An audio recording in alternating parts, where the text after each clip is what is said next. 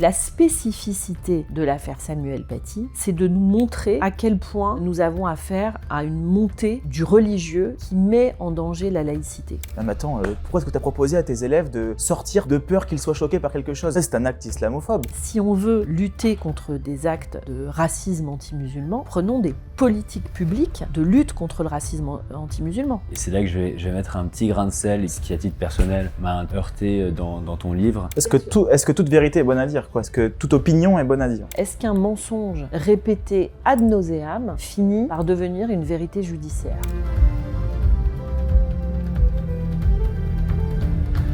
Bonjour à tous et bienvenue aujourd'hui au Rendez-vous 19 et je suis en compagnie de mon ami Raph. Bonjour à tous. Raph? Ça va très bien et toi? Je te remercie très bien. Et aussi, nous avons le plaisir de recevoir Émilie Fraîche. Merci beaucoup d'être ici avec nous. Bonjour, merci beaucoup. On va parler de deux de tes bouquins. Le premier, c'est Le Professeur, qui est une pièce de théâtre qui revient sur les jours qui précèdent le décès de Samuel Paty. Et ensuite, sur ton livre qui vient juste de sortir, qui est sorti hier exactement, qui s'appelle Un séisme aux éditions Albin Michel, les deux. Donc, je sais que si je me trompe pas, depuis lundi, il y a la cour d'appel, le procès en cour d'appel qui revient sur l'affaire de ceux qui ont été impliqués dans la mort de Samuel Paty. Et tes deux livres, du coup, parlent de deux choses différentes. La première, on a l'impression d'être un spectateur qui regarde, qui observe les derniers jours de Samuel Paty jusqu'à sa mort. Ouais. Et le deuxième, on est aussi un spectateur où là, pour le coup, on observe un procès, ce qui est en train de se passer, non pas d'un point de vue journalistique, mais d'un point de vue un peu plus intime.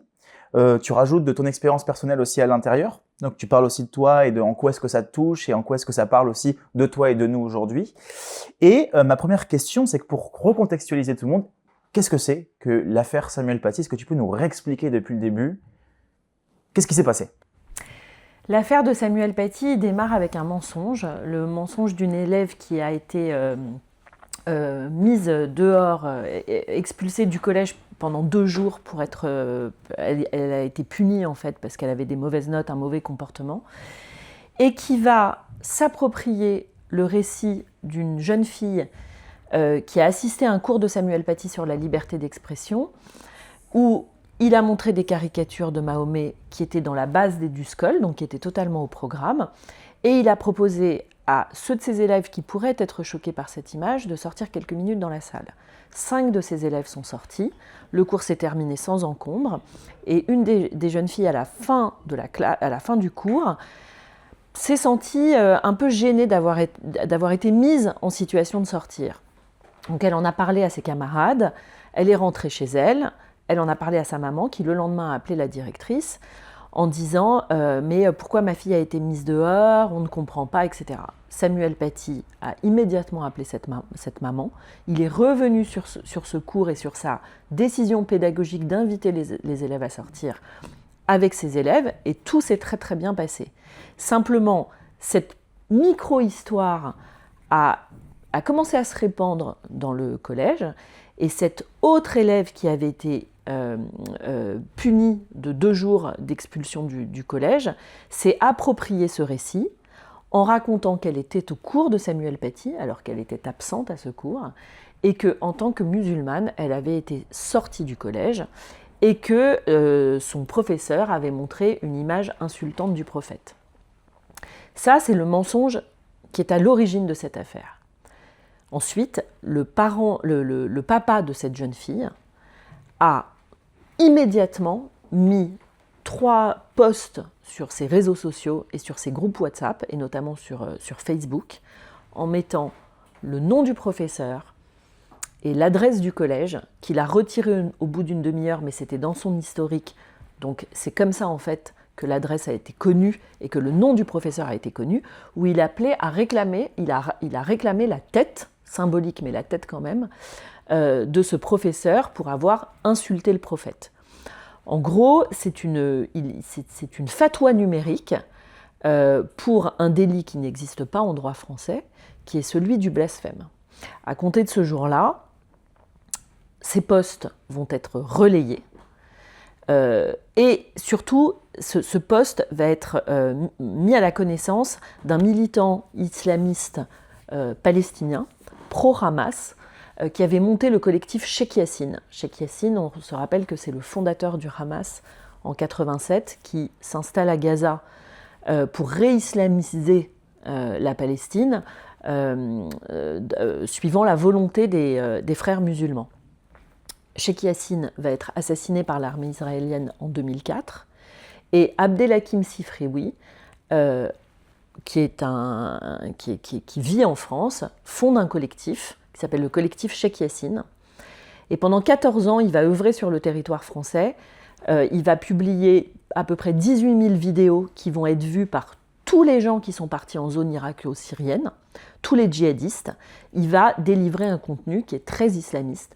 Au lendemain des attentats contre Charlie Hebdo, il va être par exemple à Saint-Michel pour prôner le djihad et le revendiquer. Et c'est quelqu'un dont on n'a jamais réussi à faire dissoudre ce collectif. Il a été dissous au lendemain de l'assassinat de Samuel Paty.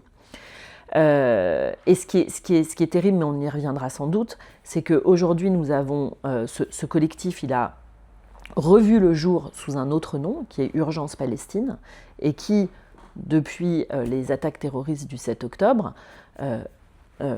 occupe le pavé parisien toutes les semaines pour diffuser exactement le même contenu. Donc ce militant, je reviens au militant islamiste, contacte le père, lui dit « moi j'ai l'habitude, toi tu vas te faire manger la tête », c'est le mot, manger la tête au collège, donc je t'accompagne. Donc il fait 1h15 de route pour venir à Conflans-Sainte-Honorine et se présenter au collège. Il impose d'être reçu, donc ces deux hommes sont extrêmement virulents. L'agent d'accueil qu'on a vu au procès a rendu compte de son angoisse absolue de voir ces deux hommes qui tapaient à la porte, qui étaient très menaçants. Et donc, elle appelle la directrice, la principale, et la principale les reçoit. Et elle essaye, la principale, de leur expliquer que cette jeune fille n'a pas été renvoyée du collège pour le cours de Samuel Paty, mais parce que, et elle lui montre les notes et les commentaires des professeurs. On est le 10 octobre, les cours ont commencé depuis 5 semaines, et elle n'est pas du tout au niveau. Donc en fait, et ils ne veulent rien entendre, ils se positionnent sur la question du blasphème. Voilà, on ne peut pas montrer une image insultante du prophète, donc il faut virer ce voyou de professeur. Et ce militant islamiste, il va lui-même, après quelques jours, faire une vidéo, qui est une vidéo éminemment politique, parce qu'il faut se remettre dans le contexte, on est en plein attentat contre Charlie Hebdo. Et Emmanuel Macron, le 2 octobre au Mureau, vient défendre sa loi dite séparatisme, où c'est la première fois qu'un dirigeant de premier plan, puisque c'est le président de la République, va faire le distinguo très fort entre l'islamisme et l'islam, en disant en République laïque, on ne peut pas tolérer un projet politique qui veut imposer des règles religieuses. Je ne demande pas aux citoyens français de ne croire ou de ne pas croire, chacun fait ce qu'il veut dans l'espace privé. Je demande à tous les citoyens de respecter les lois de la République. Et Abdelhakim Sifrioui va se servir de ce discours, de cette loi qu'il considère comme islamophobe, pour faire de Samuel Paty l'émissaire d'Emmanuel Macron au sein de l'école. Et dire que Samuel Paty est islamophobe et discrimine des élèves musulmans. Et il va distiller une peur incroyable parce qu'il va dire « si on laisse faire, alors il se passera en France ce qui s'est passé à Srebrenica ». Et ce qui s'est passé en Bosnie, c'est quand même un génocide avec des milliers de musulmans qui sont morts, quoi. Et donc il nourrit une espèce de colère et une espèce de peur, et il appelle les gens à se mobiliser. Et la mobilisation qu'il appelle de ses vœux, c'est une manifestation devant le collège pour intimider l'institution, en faisant venir des journalistes et des musulmans. Il se trouve que cette vidéo qui appelle à virer, je cite, ce voyou de professeur parce qu'il a montré une image du prophète, elle va être aussi relayée par la mosquée de Pantin. La mosquée de Pantin, c'est 80 000 abonnés. Donc très vite, le collège va recevoir des menaces venant de l'étranger. Et donc la peur va gagner le collège. Et des menaces qui vont peser aussi directement sur l'intégrité physique de Samuel Paty. Nous avons vu au procès le contenu de ces messages et ils sont absolument abominables. C'est vraiment des messages qui appellent à le tuer, à le massacrer, voilà. Et en réalité, l'institution et les renseignements intérieurs ne vont pas prendre en compte cette menace qui pèse sur ce professeur, mais plutôt l'autre menace qui est celle d'un scandale. Ce qu'on appelle en langage administratif un trouble à l'ordre public. Donc en fait, tout le monde va regarder dans la mauvaise direction. Au lieu d'avoir peur pour ce professeur et de mettre en place une protection fonctionnelle, physique, immédiate, ou de le sortir du collège, ce que ferait l'institution aujourd'hui après l'assassinat de 2 de nos professeurs, Samuel Paty et Dominique Bernard, il vise à apaiser les choses. Et donc à avoir un dialogue avec des religieux, alors qu'on est dans une république laïque. Donc il n'y a rien qui va en fait. Voilà. Avec des enseignants aussi qui se désolidarisent. Donc en fait, ce que j'ai essayé de retranscrire dans le professeur, c'est qu'est-ce que fait la peur sur un corps social ? Comment ce professeur, alors qu'il n'a fait que son devoir, que son travail, et il l'a bien fait, à la fois sur le fond et à la fois sur la pédagogie, en suivant les conseils qui étaient délivrés aux professeurs sur la base d'Eduscol, comment ce professeur va se retrouver isolé, seul, à devoir se défendre de quelque chose qu'il n'a pas fait. Donc c'est vraiment une atmosphère totalement kafkaïenne. Et c'est comme si les dés étaient déjà jetés par avance. Le dernier homme en France à avoir été décapité pour blasphème, c'est le chevalier de la Barre. Et c'est ça que les islamistes ont réhabilité. C'est au XVIIe siècle, non ? Oui, c'est 1766. 18e siècle. Voilà. Okay. Et le blasphème a été supprimé du code pénal en 1791. Oui, donc quand même on en est loin. Voilà. Et c'est ça que les islamistes ont réhabilité sur notre territoire. Et ce qui est très intéressant de voir, c'est, je veux dire, moi j'ai suivi le procès pour Le Point. Donc c'est l'objet d'un séisme. Beaucoup de mes chroniques sont dans un séisme.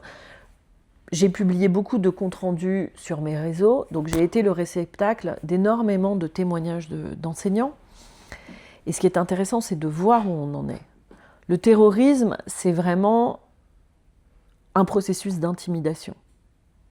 Et d'ailleurs, c'est très intéressant de voir que Abdullah Kanzorov, le terroriste, dans son tweet de revendication, avait écrit à Macron, le dirigeant des infidèles, « J'ai exécuté un de tes chiens de l'enfer, calme ses semblables, sans quoi un dur châtiment vous atteint. » Calme ses semblables. Les semblables de Samuel Paty. Les experts ont beaucoup travaillé sur ça. Il n'a pas dit à Emmanuel Macron « calme tes semblables », mais « calme ses semblables ». Donc, c'est vraiment « calme les professeurs ». Parce que les terroristes et les islamistes ont bien conscience que l'école de la République, c'est le sanctuaire où on forme les citoyens de demain.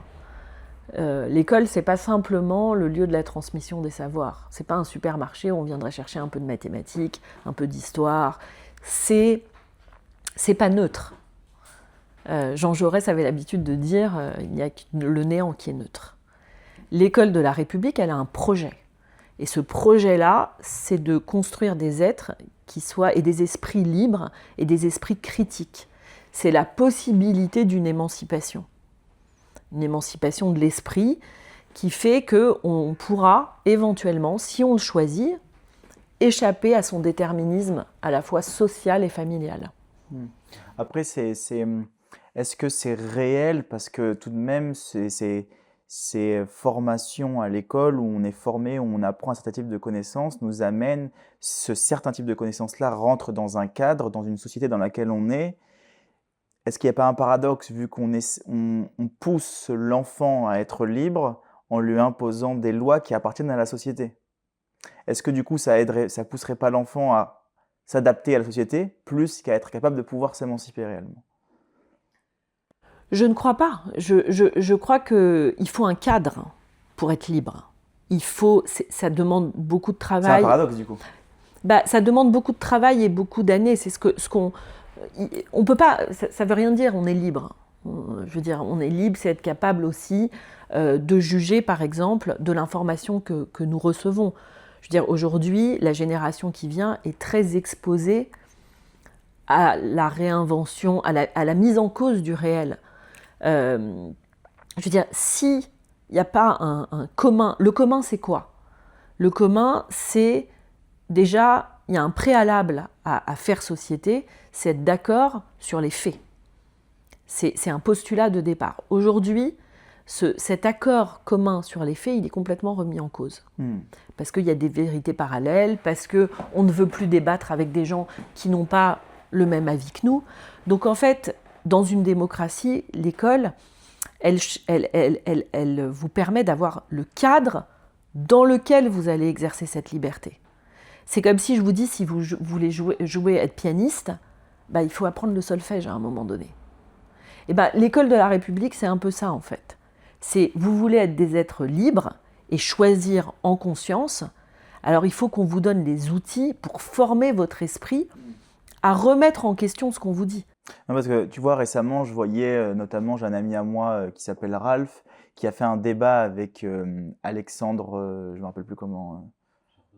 Je me rappelle plus son nom. Alexandre Jardin, je crois. Jardin, peut-être. Je sais plus. Et qui Laurent Alexandre. Laurent Alexandre, voilà, qui a écrit un livre. N'allez plus à l'école parce qu'avec l'arrivée de l'IA, en fait, on n'aurait plus besoin d'aller à l'école. Et en fait, là, ce que tu dis, c'est complètement l'inverse. C'est-à-dire que c'est totalement l'inverse. C'est justement pour pouvoir manier cette IA et s'en servir et dominer cette IA et en faire un outil.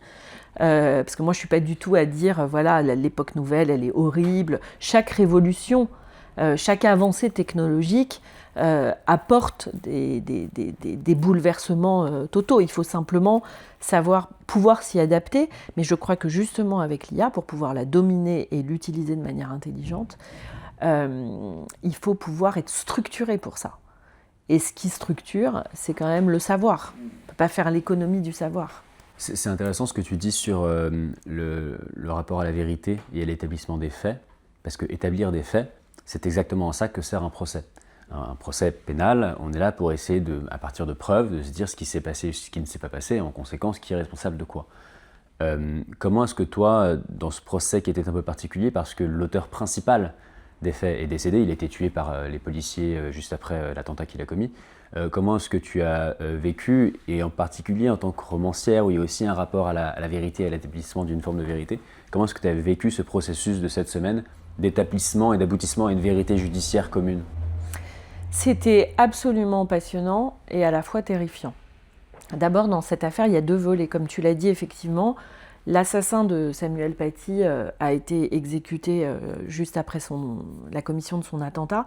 Mais ce n'est pas le volet le plus intéressant, parce que ce terroriste, c'est un Tchétchène de 18 ans qui ressemble aux frères Kouachi, par exemple, qui ont disséminé la rédaction de Charlie Hebdo le 7 janvier. Voilà, il considérait qu'il y avait eu un blasphème, le blasphème est puni dans la charia et Samuel Paty a été exécuté. Mais la spécificité de l'affaire Samuel Paty, c'est de nous montrer à quel point nous avons affaire à une montée du religieux qui met en danger la laïcité. Parce que la cible qui a été mise dans le dos de Samuel Paty, elle est le fait de citoyens lambda. C'est-à-dire que c'est un parent d'élève. Alors, certes, il y avait un militant islamiste qui l'a accompagné pour professionnaliser cette vidéo. Mais la mosquée de Pantin, ce n'est pas une mosquée fondamentaliste. Les 80 000 personnes de confession musulmane qui ont reçu cette vidéo, il y en a, enfin, la majorité ne sont pas du tout des fondamentalistes. Je précise aussi que le parent d'élève a milité auprès des familles musulmanes de l'école pour faire des mots et demander la radiation de Samuel Paty, et beaucoup de familles musulmanes ont refusé. Donc ce n'est pas un problème de religion, c'est un problème de ne pas respecter les règles, les lois de la République. Et je suis sûre que parmi ces familles musulmanes qui n'ont pas voulu participer à la cabale contre Samuel Paty, beaucoup étaient choqués moralement par le blasphème. Mais, comme ils sont dans une république laïque, ils admettent le fait qu'on puisse moquer les religions. Et donc c'est la coexistence d'à la fois leur foi et en même temps le respect des règles religieuses. Donc pour revenir au procès, ce qui a été très dur, c'est qu'il s'est rejoué exactement ce qui s'est joué au Collège du Boineau en 2020. C'est-à-dire qu'au procès, on a eu des gens qui nous ont expliqué que le blasphème, c'était pas du tout leur problème, qu'ils n'avaient pas du tout pris une fatwa numérique, mais que c'était des lanceurs d'alerte et des gens qui luttaient contre l'islamophobie. Et donc ça, c'était donc ça, c'était absolument insupportable parce qu'on s'est retrouvés en bout de course avec des avocats de la défense qui expliquaient que la grande victime dans ce procès, c'était la liberté d'expression. Par exemple, Vincent Brengart, qui était l'avocat de Sifrioui, a dit à un moment « Je ne crois pas que le contexte du terrorisme doive empêcher de dénoncer des actes d'islamophobie. » Je ne le crois pas non plus du tout, mais c'est pas ce qu'a fait Sifrioui. Sifrioui, il a pris une vidéo pour appeler à virer ce voyou de professeur. On ne lutte pas contre des actes racistes quand on agit comme ça et quand on expose quelqu'un à la violence islamiste sur les réseaux sociaux. Vous voulez, je dis toujours en fait, si on veut lutter contre des actes de racisme anti-musulman, prenons des politiques publiques de lutte contre le racisme anti-musulman. Discrimination au travail, à l'embauche, discrimination au logement. Ça, c'est des vrais chantiers qu'il faut investir pour donner toute sa dimension à une des valeurs de notre devise républicaine, qui est l'égalité. Ça, c'est important. Mais le mot islamophobie est un faisceau paralysant pour nous empêcher de défendre nos valeurs laïques. Le blasphème n'existe pas en droit français. Nous avons le droit de moquer les religions. Ce n'est pas une question de discrimination. Il y a une longue histoire, une longue tradition française, depuis, je veux dire, les images de Philippon, des caricatures. Avant, on caricaturait le pouvoir royal et le clergé religieux. Il y a eu des caricatures sur la religion catholique absolument abominables, terribles. On vient de cette tradition-là, on ne peut pas faire comme si ça n'existait pas. Et ce qu'il faut bien comprendre, c'est que pour les ennemis de la liberté, on aura toujours trop de liberté. Aujourd'hui, on se retrouve avec des professeurs qui me témoignent de leur expérience et qui me disent « Mais les caricatures, c'est terminé, c'est plus le sujet. » En réalité, les profs eux-mêmes, la majorité, qui montrerait aujourd'hui le dessin de Coco pour lequel Samuel Paty a été exécuté? Personne. En revanche, la montée du religieux, l'intimidation du religieux va plus loin. On se retrouve avec des professeurs qui me disent la notion d'infini en mathématiques. En fait, il n'y a que Dieu qui est infini, donc en fait, refus. Les nus dans les musées. On a des élèves qui se cachent les yeux, qui ne veulent pas voir des nus. Donc en fait, comment apprendre la Renaissance, comment apprendre les Médicis si on ne peut pas voir des sculptures sans le David c'est impossible en fait. Ça vient pas que de la religion musulmane, ça vient aussi de Instagram, Facebook par exemple, censure toute forme de nudité. Et là, on retrouve presque une sorte de puritanisme Exactement. protestant. Exactement. Et il faut le dire, bien sûr, il y a l'avancée aussi des évangélistes, je veux dire sur la question de l'avortement, par exemple, qui font un énorme forcing. Ah oui. Le trumpisme évangélique, etc., c'est tout à fait juste. Et donc tout ça sont des atteintes très fortes à la laïcité. Et souvent, quand je vais dans des collèges, je dis on a l'impression que la laïcité, c'est la neutralité, et que s'il n'y avait pas de laïcité, il y aurait l'égalité entre les religions. C'est faux. S'il n'y a pas de laïcité, il y a une religion dominante qui prend le pouvoir sur les autres. Si vous prenez un pays, par exemple, qui a la même religion, vous prenez par exemple un pays où l'islam est la religion dominante, ben en fait, vous avez les fondamentalistes qui prennent le pouvoir sur sur les musulmans plus... Moi, je vois par exemple, voilà. moi j'ai habité à Bali, c'est hindouiste, bouddhiste, il y a beaucoup moins d'églises, il y en a, que de temples bouddhistes. Donc il y a quand même une mise en avant frontale par rapport au fait que le pays est hindouiste ou bouddhiste, où effectivement il y a les cérémonies sont dans la rue et vraiment exposées, les jours de l'année sont... par exemple, il y a un jour là-bas où c'est une journée de silence, ça s'appelle...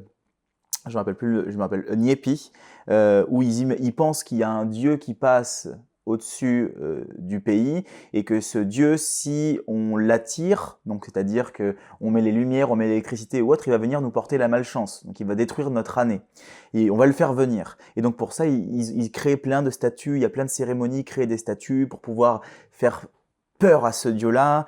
Il y a une journée de silence, personne n'a le droit d'utiliser, pas le droit de sortir dans les rues, ni d'utiliser l'électricité, ni rien. Donc là, le pays en l'occurrence est vraiment régi autour d'une religion, parce que malgré tout c'est quand même une religion, il y a quand même des lois dans le bouddhisme et l'hindouisme, qui bride en quelque sorte, malgré le fait que ce soit un pays, ou du moins une île dans toute l'archipel de l'Indonésie qui est quand même en majorité musulmane, qui bride les autres religions. C'est-à-dire qu'il y a beaucoup moins de mosquées, quand même beaucoup moins d'églises.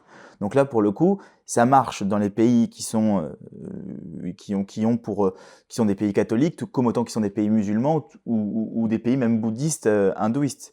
Ce que je veux dire par là, c'est que pour en revenir au procès, moi, ce qui m'a vraiment choqué, en réalité, par rapport à ce que tu disais sur l'islamophobie, parce qu'en fait, c'est ce terme qui est utilisé, qui est galvaudé, qui est mis dans plein de situations différentes, mais qui veut tout et rien dire à la fois. Deux choses. La première, c'est que j'aimerais que tu puisses nous définir ce qu'est pour toi la laïcité. Et la deuxième chose, c'est que, en fait, Samuel Paty, au bout d'un moment, n'est plus accusé des caricatures, un peu comme Camus, comme l'étranger n'est plus accusé d'avoir tué l'arabe, mais est accusé de ne pas avoir pleuré le jour de l'enterrement de sa mère. Et bien lui, il n'est plus accusé d'avoir montré des caricatures, mais il est accusé d'avoir demandé aux élèves, par bienveillance, si vous voulez... en tout cas, moi, dans Le Professeur, c'est comme ça que j'ai ressenti, où j'avais vraiment l'impression qu'on dit, mais attendez, c'est quand même quelqu'un... Pourquoi est-ce que... Je vois les discussions qu'il avait avec d'autres professeurs. Non, mais attends, pourquoi tu lui as dit Pourquoi est-ce que tu as proposé à tes élèves de sortir de peur qu'ils soient choqués par quelque chose? Ça, c'est un acte islamophobe. Pour quelle raison? Tout simplement parce que tu as dit, sans le dire vraiment, les musulmans, si vous avez envie, sortez parce qu'on va vous mettre une image du prophète. Dans une situation délicate. Donc... Alors... Oui, dis-moi. Alors, définition de la laïcité Ouais. pour moi. Donc, c'est l'article 1 et 2 de la loi de 1905. C'est la liberté de conscience à chaque citoyen. Donc, ne forcer ni à croire les uns, ni à ne pas croire. Et l'exercice libre des cultes. Ça, c'est la laïcité. Donc, c'est à la fois la neutralité à l'égard des religions, mais c'est surtout une triple émancipation. Je veux dire, la laïcité, c'est pas la loi de 1905. La laïcité, c'est la République. C'est la Déclaration des droits de l'homme et du citoyen. Chaque citoyen né libre et égaux en droit. Déjà là, il y a le principe de la laïcité. C'est trois émancipations. C'est l'émancipation des minorités. C'est-à-dire qu'à chaque fois que la laïcité arrive, on émancipe les minorités. Fin de l'esclavage, les juifs qui sont émancipés, qui ont la citoyenneté. Et elle sera complète, cette égalité, même avec l'accession à la citoyenneté des femmes en 1945, avec le droit de vote, etc. C'est donc l'émancipation des minorités, c'est l'émancipation des corps. Je veux dire, le registre d'état civil naît avec la laïcité, avec la Révolution. Avant, c'était des registres paroissiaux. C'est le mariage et le divorce civil. C'est la liberté des funérailles. On peut aller jusqu'à l'avortement et même jusqu'au droit à mourir dans la dignité. C'est en fait c'est l'idée que le corps des hommes et des femmes échappe à la religion de la naissance à la mort. C'est très important. Et puis la troisième émancipation, c'est l'émancipation des esprits, et je n'y reviens pas, on en a parlé tout à l'heure, sur l'école, l'école de la République, dont le premier devoir, avant la transmission des savoirs, c'est de construire des citoyens pourvus d'un esprit critique. Donc ça, c'est la laïcité.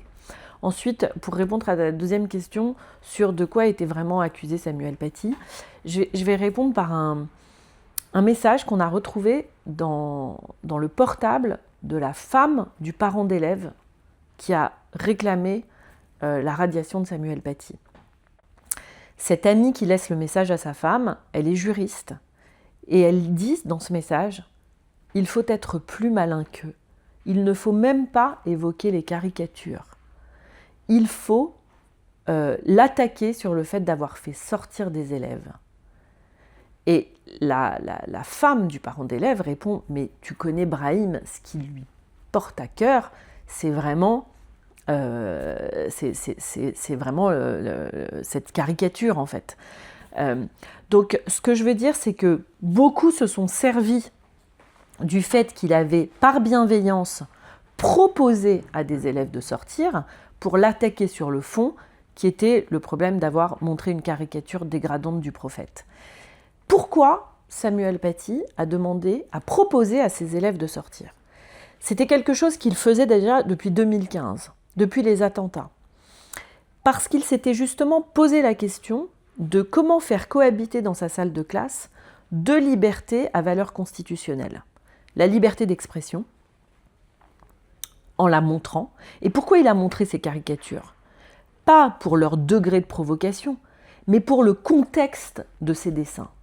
Le dessin qu'il a montré de Coco en 2012 moquait un film qui s'appelle Innocence of Muslim, qui avait été vu dans un théâtre très confidentiel à Hollywood et qui avait été diffusé sur des réseaux par des islamistes, et ça avait enflammé le Moyen-Orient au point de conduire à la mort de l'ambassadeur américain en poste à Benghazi, Christopher Evans. Et donc qu'est-ce qu'il fait Samuel Paty? Il fait dialoguer cette image, cette caricature, avec des caricatures liées au 7 janvier, en disant, vous voyez, la liberté d'expression, c'est quelque chose de précieux. Ces deux dessins que vous voyez là, ils ont conduit à la mort des hommes, à la mort et à de la violence. Et en réalité, quand on est dans une démocratie et qu'on se sent offensé, il n'y a qu'une voie possible, c'est la voie du droit. Mais on ne répond pas à un coup de crayon par un coup de calache. Pourquoi maintenant pourquoi il propose à ses élèves de sortir?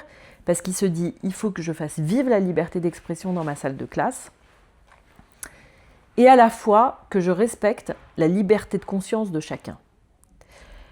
Les élèves n'ont pas le droit de venir en cours porteurs de signes ostensibles d'appartenance religieuse, parce que l'école est laïque, est neutre, etc. Il n'en demeure pas moins qu'ils ne se départissent pas de leur foi. On est d'accord. Ils rentrent dans leur classe, ils ne deviennent pas quelqu'un d'autre. Ils ont une foi. Et donc, pour respecter cette foi, il leur propose de détourner le regard. Est-ce que c'est une faute? Est-ce que c'est une maladresse? Est-ce que d'autres professeurs feraient différemment? Oui. Moi, j'ai posé la question à un ami professeur, et d'ailleurs je le dis dans un séisme, qui me dit « Moi, je ne proposerai pas je n'aurai pas cette, entre guillemets, cette bienveillance à l'égard de mes élèves parce que je refuse de regarder le dessin de Coco avec le regard d'un religieux. C'est-à-dire, je refuse de considérer que ce dessin est un blasphème. Le blasphème n'existe pas en droit français. Le cours que je délivre, il peut choquer certains, et c'est pas grave dans une démocratie d'être choqué. Dans une démocratie, on est choqué par plein de choses. Et surtout, on a des identités multiples. Je veux dire, on peut à la fois être chrétien, juif, musulman, athée, et artiste, et garçon, et élève. Il y avait beaucoup de scientifiques qui étaient de grands croyants, par exemple. Là voilà. Où beaucoup pensent que la science doit être séparée de la religion. Exactement, on a des identités multiples, et quand on est dans sa salle de classe, on est un élève. Voilà. Et donc, ce cours est dispensé à tout le monde. Parce qu'évidemment, la question qui se pose, c'est qu'il y a une forme de rupture d'égalité. Quand ces élèves qui ont décidé de sortir reviennent, le cours continue, mais forcément, leur appréhension du cours est différente puisqu'ils n'ont pas vu le dessin que les 25 autres ont vu. Donc, voilà. La seule chose, et qui est dite dans la pièce, c'est pour arrêter cette rumeur malfaisante qui ne cesse de enfler, etc., il n'y a qu'une chose à faire, c'est marteler que cet élève ment et que ses parents mentent puisqu'elle n'était pas présente au cours. Et ça, c'est un élément fondamental de cette affaire puisque ce mensonge, il est connu dès J+2 de l'affaire. Donc, bien sûr. Voilà. Je vais te laisser intervenir après. J'ai une autre petite question, c'est comment est-ce que tu perçois la liberté d'expression aujourd'hui et dans l'avenir avec cette évolution-là où il y a de plus en plus d'attentats, beaucoup plus de fanatisme, des extrémismes, même au niveau de la pensée qui se polarise à travers le temps. Est-ce que se battre pour la liberté d'expression, c'est même l'idée de la cancel culture ? Il y a une grande volonté de vouloir cancel beaucoup de choses, de vouloir faire en sorte que certaines personnes qui ont des propos ne les disent pas, sous prétexte que ces propos sont problématiques. Et plus le temps passe, plus ça augmente. Comment est-ce que tu perçois l'avenir de la liberté d'expression par rapport à ça ? J'invite tout le monde à lire un petit livre de Laure Murat. Je crois que le titre, c'est « Toutes les époques sont dégueulasses », qui est un tout petit livre. Vendu sur ce même podcast je crois qu'on en a parlé 3 semaines. Et c'est très intéressant parce qu'elle dit non, on ne va pas tout canceller en fait, parce que sinon on ne sait plus d'où on vient. Mais simplement, il faut un appareil critique, il faut mieux continuer à voir les films en sachant, en connaissant, en le recontextualisant. Ça, je pense que c'est très important. Mais non, je trouve que la cancel culture, c'est même dangereux en fait, parce qu'on ne naît pas de rien. Je veux dire, sur la question du féminisme, les avancées absolument nécessaires, importantes et insuffisantes, je veux dire, elles ne sont possibles que parce qu'on vient du monde d'hier. Et c'est pour moi très important de réaliser en fait, voilà dans quel état le droit des femmes était il y a 30 ans, 40 ans, 50 ans, 100 ans. Et voilà pourquoi ces films ont été possibles, voilà comment les choses se sont passées. Je pense que c'est effectivement très important. Sur la liberté d'expression... Est-ce que toute vérité est bonne à dire, quoi ? Est-ce que toute opinion est bonne à dire ? Dans la limite du respect de la loi, oui. Je veux dire, si. Le respect de la loi, c'est quoi ? C'est le racisme, l'antisémitisme, l'atteinte aux personnes, mais ce n'est pas l'atteinte aux religieux. Encore une fois, nous sommes un pays laïque. Ce droit au blasphème nous a coûté beaucoup de sang. Beaucoup de sang. Et encore une fois, ceux qui ne veulent pas de blasphème, il y a énormément de choses dont ils ne veulent pas non plus. Ils ne veulent pas qu'on porte des jupes courtes, ils ne veulent pas qu'on sorte seul, ils ne veulent pas qu'on prenne des cafés et de l'alcool en terrasse, ils ne veulent pas qu'on aille danser au concert, ils ne veulent pas qu'on fête le 14 juillet sur la promenade des Anglais. Enfin, je veux dire, ils ne nous assassinent pas pour ce que l'on fait. C'est pour ce que nous sommes. Et donc c'est notre essence même, c'est notre philosophie, c'est notre art de vivre. Moi, je suis heureuse et profondément attachée à ce que m'offre la France, à nos valeurs, et j'ai envie que mes enfants puissent en bénéficier. Et donc oui, c'est un combat qui est pour moi essentiel aujourd'hui, ouais. On parle de liberté d'expression et c'est là que je vais mettre un petit grain de sel et qui pour moi, ce qui à titre personnel m'a un tout petit peu heurté dans ton livre, c'est un passage à la fin, c'est la fin du livre en fait. Donc je suis avocat pénaliste, je l'ai dit tout à l'heure hors champ, et le métier d'avocat c'est un des métiers où on exerce la liberté d'expression le plus souvent et avec le plus de vigueur disons. Puisqu'on défend des personnes qui commettent parfois des actes atroces ou moins atroces, mais en tout cas il faut pouvoir dire et choisir son système de défense, peu importe ce qu'en penseront les victimes, peu importe ce qu'en pensera l'accusation, puisque tant qu'on est dans les limites de la loi, on est là pour défendre son client, et on est tenu aussi parce que veut porter comme message son client, c'est-à-dire que l'avocat ne décide pas à la place du client ce qu'il veut déclarer à la cour et la manière dont il veut être défendu. Or, à la fin du procès, la sœur de Samuel Paty et toi êtes exfiltrés de la salle parce qu'à l'arrière, il y a des gens qui vous spient, se lamentent à l'issue du verdict. Et des avocats de la défense, eux, vont s'exprimer devant les médias à l'issue du procès. Ça me fait penser d'ailleurs à la manière dont Nicolas Sarkozy, par exemple, s'est exprimé à l'issue de son verdict. Exactement. Voilà. C'est un exercice qui est, dans les procès médiatiques, extrêmement balisé. Ça arrive systématiquement. Et il est naturel de la part des avocats de la défense de donner une opinion sur ce qui, pour eux, a été le déroulé du procès et sur ce qu'ils estiment être un verdict injuste et dont ils vont faire appel. Or, si la liberté d'expression, c'est la capacité de pouvoir dire toute forme d'opinion tant qu'elle respecte la loi, j'ai trouvé ça un tout petit peu dérangeant quand tu écris que la propagande et sa logique aussi victimaire que complotiste est à nouveau à l'œuvre, ou que tu dis que les avocats sont pyromanes, parce que j'entends que ce soit un peu dérangeant quand on est plutôt... quand on a été témoin, qu'on est plutôt du côté des victimes, etc., certains propos des avocats, mais de là à avaliser ou ne pas avaliser leur système de défense et leur expression qui doit être libre sur ce qu'ils ont pensé de ce verdict, voilà, j'ai trouvé ça, voilà, si la liberté d'expression doit être totale, dire que les propos des avocats relèvent de la propagande ou de la pyromanie, j'ai trouvé ça un peu étonnant.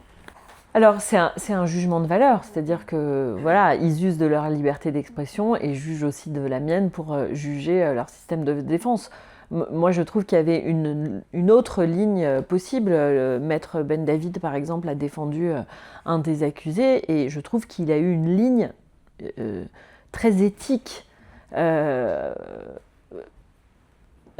Mamouchi et même pas Vincent Brengart, mais quand Ella Mamouchi dit que on vient de passer cette semaine en cour d'assises et il explique que son client est un prisonnier politique et que la grande victime de ce procès, c'est la liberté d'expression, en fait,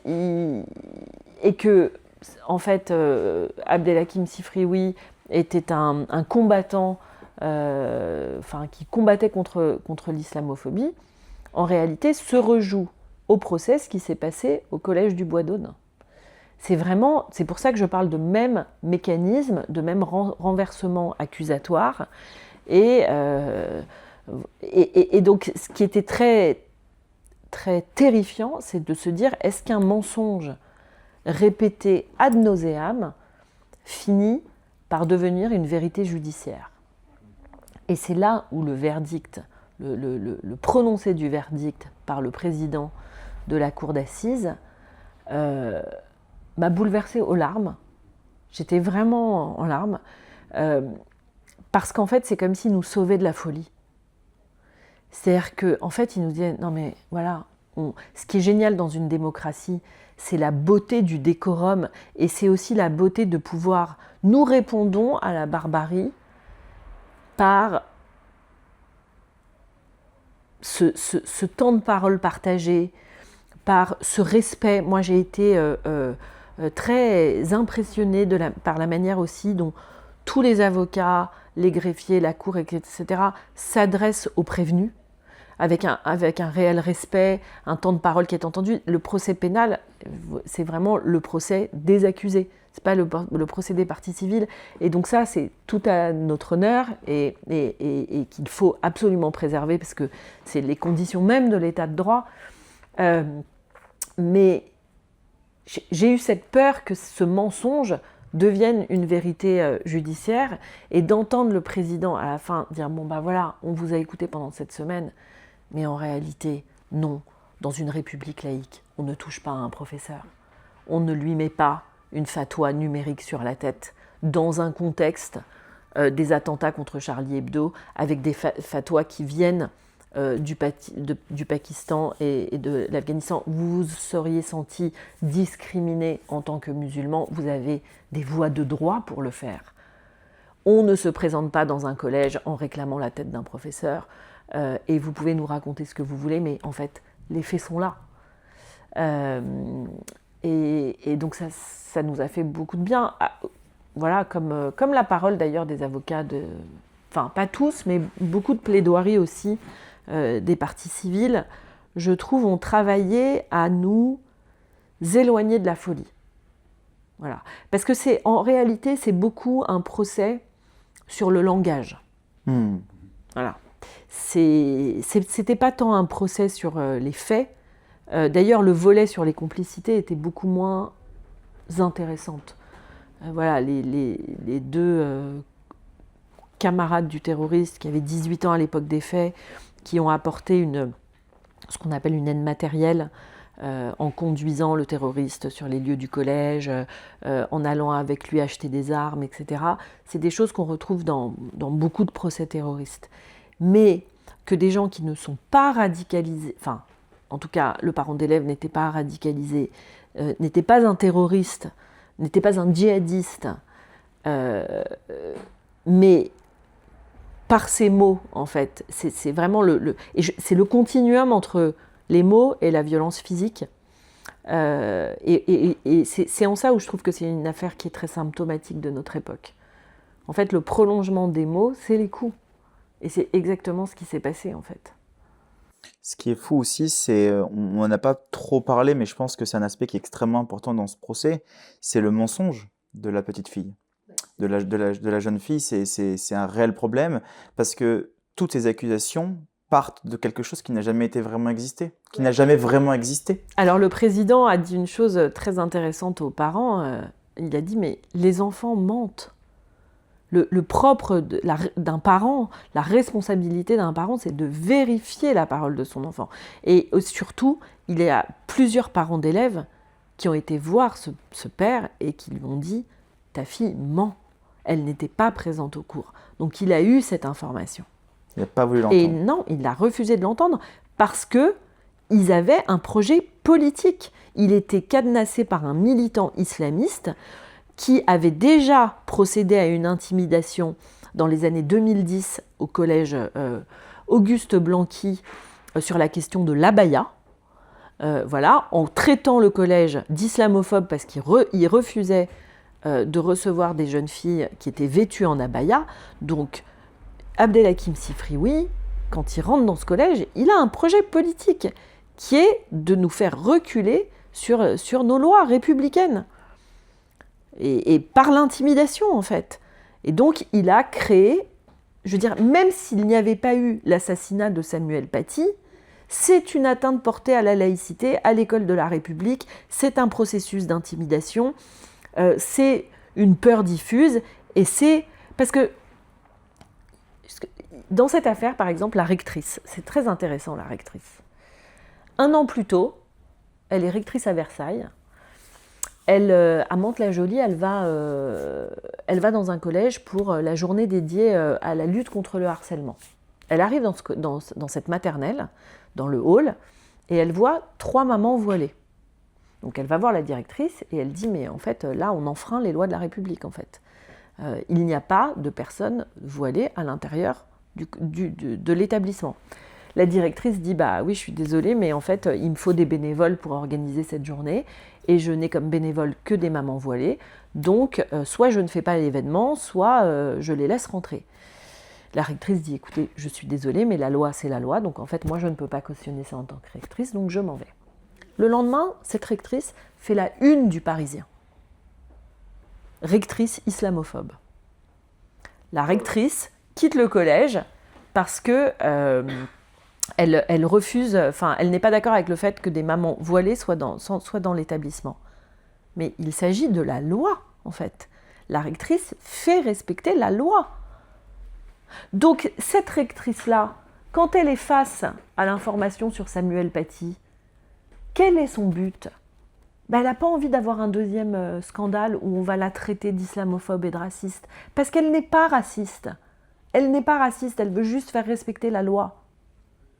Donc, c'est aussi parce qu'il y a des formes d'entrisme de cette nature que quand il y a une histoire aussi grave que celle qui a visé Samuel Paty, eh bien, il y a quelque chose de paralysant.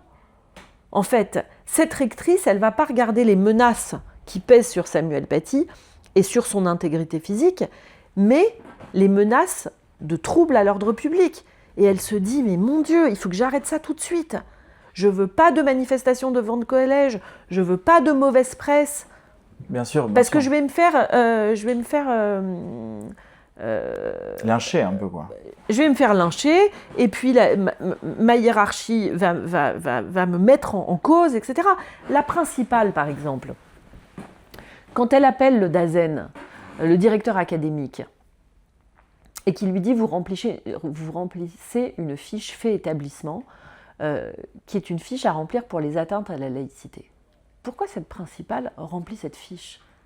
Il n'y a pas d'atteinte il y a de l'atteinte à la laïcité de la part du militant islamiste et du parent d'élève. En réalité, elle devrait porter plainte pour menace portée sur un fonctionnaire et sur un enseignant. Donc, elle va remplir cette fiche. Et surtout, elle va écrire à la ligne auteur des faits personnel enseignant, donc Samuel Paty, et victime groupe d'élèves.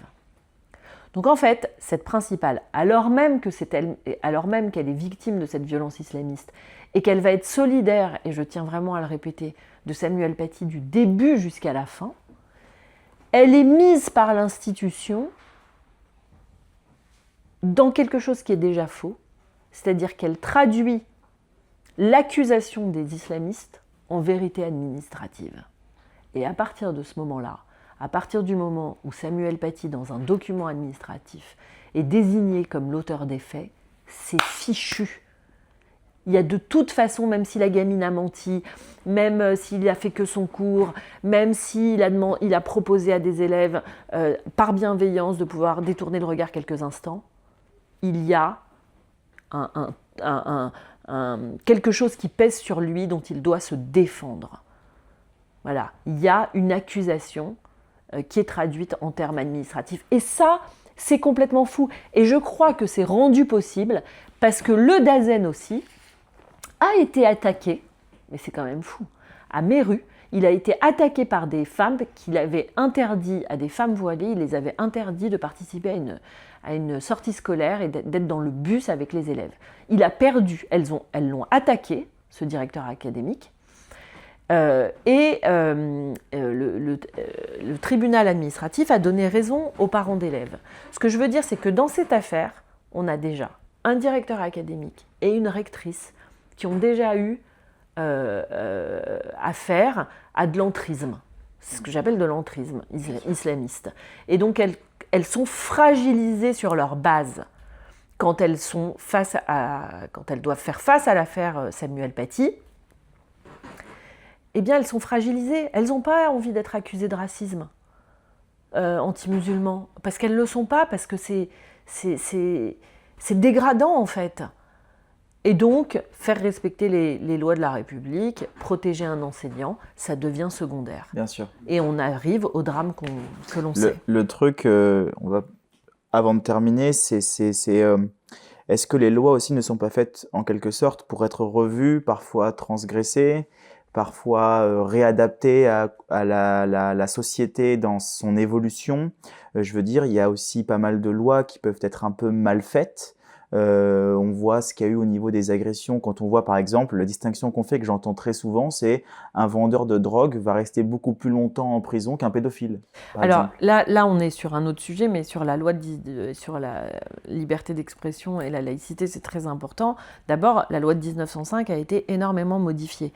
Elle est restée intacte sur ses articles principiels, c'est-à-dire articles 1 et 2, égalité de tous les citoyens face à la loi, quelle que soit leur religion, donc garantie de la liberté de conscience et garantie du libre exercice des cultes. Ça, je pense qu'il ne faut absolument pas que ça bouge, parce que c'est ce qui permet justement d'être à bonne distance du religieux, de ne pas faire pression pour que les gens croient, mais de ne pas faire pression non plus pour qu'ils ne croient pas. Et c'est le compromis de l'esprit de 1905 et d'Aristide Briand, donc c'est, je pense, très, très important de conserver ça. Mais ensuite, tous les articles qui suivent, et notamment sur la police des cultes, elle a été énormément modifiée, cette loi. Donc on s'adapte. C'est une fausse croyance, pour le coup, de se dire que... C'est intéressant parce que c'est vraiment l'opinion, c'est vraiment une opinion commune, donc c'est important de savoir. Elle a été modifiée, bien sûr. Je veux dire, elle a été modifiée encore en 2010, je crois, ou 2020, 2021. Dernière modification de la loi, 2021. Donc ça évolue. Donc bien sûr.